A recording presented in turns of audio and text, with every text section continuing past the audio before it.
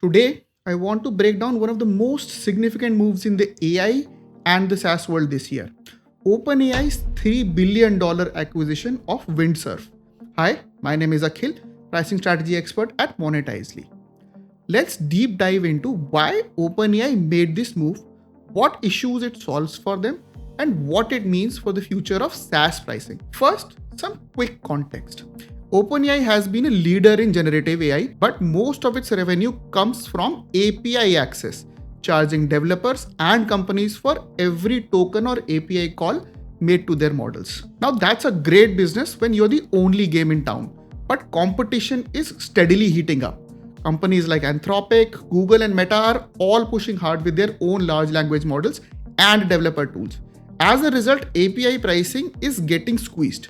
Margins are under pressure and customers are starting to shop around for the best deal. Enter Windsurf.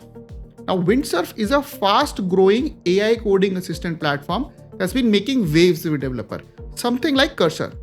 What sets them apart? Their pricing strategy. While competitors like Cursor and GitHub Copilot were charging $20 a month or using usage-based billing, Windsurf came in with a flat $15 per month subscription. No confusing credits, no surprise bills, just simple, predictable pricing. And it worked. Windsurf quickly grew to 300,000 daily active users, many of them deeply embedded in their workflows. Now, from a pricing strategy perspective, this is huge. Flat pricing is attractive to both individual developers and enterprises because it eliminates uncertainty. When you exactly what you will pay each month, it's much easier to experiment, scale, and justify the spend internally.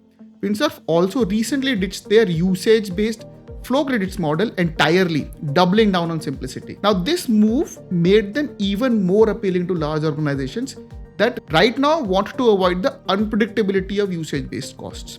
So, why did OpenAI buy Windsurf? There are three big reasons. First, it's about defending their core business. By acquiring Windsurf, OpenAI gets a direct channel to hundreds of thousands of developers like me. They can now offer a bundled solution, a world-class coding IDE with built-in access to GPT-5 and other OpenAI models, all for a single comprehensive subscription price. Second, it's about controlling the value chain. With Windsurf, OpenAI now owns both the platform and the underlying AI. This vertical integration allows them to set pricing, capture more value, and collect valuable user data to further improve their models. And third, it is a strategic response to the commoditization of AI APIs.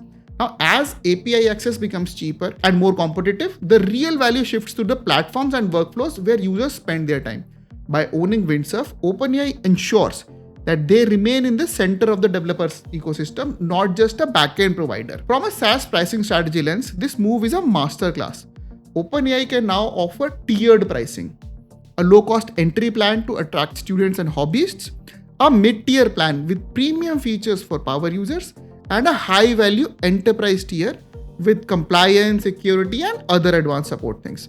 By controlling the IDE, they can also experiment with new pricing models like charging per deployed AI agent or offering something like an all-you-can-use plan that can encourage broader adoption. Plus, every code edit and workflow inside Windsurf now generates data that can be used to train and fine-tune OpenAI's models, creating a powerful feedback loop and network effect that competitors will really struggle to match. Now, of course, there are risks. Regulators may scrutinize the deal, especially if OpenAI uses its platform to disadvantage other AI providers.